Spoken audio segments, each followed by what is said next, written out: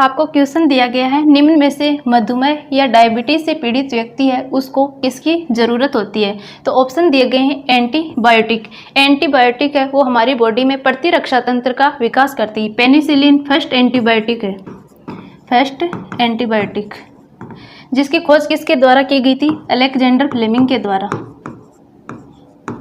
Alexander Fleming के द्वारा इसकी पेनिसिलिन की खोज की गई थी 1928 के अंदर।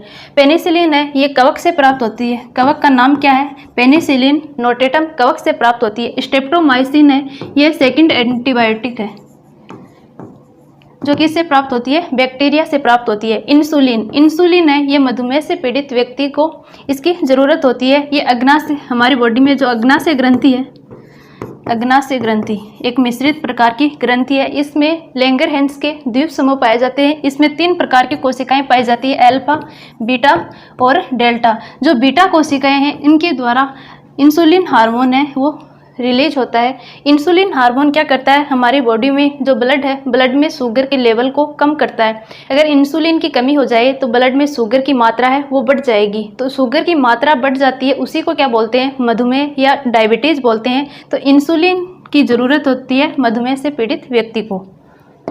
अगला क्वेश्चन, निम्न में से रिएक्टर पैमाने के द्वारा किसे मापा जाता है? रिएक्टर पैमाने के द्वारा क्या मापते हैं? भूकंप की तीव्रता को मापा जाता है। जो भूकंप के बारे में अध्ययन करते हैं उसको क्या बोलते हैं? सिस्मोलॉजी। सिस्मोलॉजी, भूकंप के बारे में अध्ययन करना सिस्मोलॉजी कहलाता है। भूकंप एक ऐसी घटना है जो बिना किसी चेतावनी के ही घटित हो जाती है। तो भूकंप की तीव्रता को किसके द्वारा मापा जाता है? रिएक्टर पैमाने के द्वारा मापा जाता है। किस ग्रह को संध्या का तारा कहा जाता है? संध्या का तारा या भोर का तारा पूछा जाए तो किस ग्रह को कहा जाता है? शुक्र ग्रह को कहा जाता है। हमारे सौरमंडल में कितने ग्रह हैं? टोटल 8 ग्रह हैं। इनका सूर्य से की तरफ से क्रम देखें तो सबसे सूर्य के सबसे पास कौन सा है? बुध, फिर शुक्र, पृथ्वी, मंगल, बृहस्पति, शनि, अरुण और वरुण। जो मंगल और बृहस्पति ग्रह हैं, मंगल और बृहस्पति ग्रह के बीच में छोटे छोटे पिंड होते हैं जो सूर्य के चारों ओर चक्कर लगाते हैं, उनको क्या बोलते हैं? क्षुद्र ग्रह बोलते हैं। एग्जाम में पूछा जाता है कि क्षुद्र ग्रह वो कौन से ग्रहों के बीच में होता है? तो मंगल और बृहस्पति ग्रहों के बीच में होता है। बुध ग्रह सबसे सूर्य के सबसे निकट है और सबसे छोटा ग्रह पूछा जाए तो वो भी कौन सा है? बुध ग्रह। और बृहस्पति ग्रह ये सबसे बड़ा ग्रह है। शुक्र ग्रह ये सूर्य के सबसे नज़दीक नहीं है, फिर भी सबसे गर्म ग्रह पूछा जाए और सबसे चमकीला ग्रह पूछा जाए तो कौन सा है? शुक्र ग्रह होता है। फिर पृथ्वी, मंगल ग्रह है, ये मंगल ग्रह को क्या कहा जाता है? लाल ग्रह भी कहा जाता है। शनि ग्रह है, सबसे बड़ा ग्रह तो कौन सा है? बृहस्पति ग्रह है। और दूसरा सबसे बड़ा ग्रह कौन सा है? शनि ग्रह है। तो ये बातें भी आपको ध्यान में रखनी है। अगला क्वेश्चन, वायुमंडल की सबसे निचली परत को क्या कहते हैं? वायुमंडल में कितनी परतें पाई जाती हैं? 5 परतें पाई जाती हैं। तो सबसे निचली परत पूछी गई है। 5 परतें, इनका नीचे की ओर, पृथ्वी की ओर से इनका क्रम आपको ऐसे याद रखना है। सबसे नीचे क्षोभ मंडल, फिर समताप मंडल, मध्य मंडल, आयन मंडल और बाह्य मंडल। तो सबसे निचली परत कौन सी होगी? क्षोभ मंडल सबसे निचली परत है। तो डी इसका आंसर हो जाएगा। ओजोन परत किस मंडल में पाई जाती है? तो समताप मंडल में ओजोन परत पाई जाती है। जो सूर्य से आने वाली हानिकारक पराबैंगनी किरणें हैं उनको अवशोषित करने का कार्य करती है कौन? ओजोन परत। तो कौन से मंडल में पाई जाती है? समताप मंडल में पाई जाती है। बॉक्साइट किसकी कच्ची धातु है? या ये पूछा जाए कि बॉक्साइट किसका अयस्क माना जाता है? लेड, टिन, जिंक या एल्यूमिनियम? तो बॉक्साइट है वो एल्यूमिनियम की कच्ची धातु है। इनके सिंबल भी आपको ध्यान में रखने हैं। लेड को किससे लिखते हैं? पीबी, टिन को एसएन, जिंक जेडएन। तो ये सिंबल भी आपको ध्यान में रखने एग्जाम में पूछे जाते हैं। निम्न में से कौन सा रासायनिक परिवर्तन का उदाहरण है? रासायनिक परिवर्तन कितने तरह के होते हैं? 2 तरह के होते हैं। एक होता है भौतिक परिवर्तन, एक होता है रासायनिक परिवर्तन। भौतिक परिवर्तन होता है उसमें किसी भी नए पदार्थ का निर्माण नहीं होता है, जबकि रासायनिक परिवर्तन है उसमें नए पदार्थ का निर्माण हो जाता है। और जो भौतिक परिवर्तन है वो उत्क्रमणीय परिवर्तन होता है, यानी विपरीत दिशा में भी चलता है, मूल अवस्था उसमें प्राप्त कर सकते हैं, अस्थायी होता है। जो रासायनिक परिवर्तन होता है उसमें नए पदार्थ का निर्माण हो जाता है और वापस हम मूल अवस्था प्राप्त नहीं कर सकते, यानी ये परिवर्तन जो होता है रासायनिक परिवर्तन वो स्थायी परिवर्तन होता है।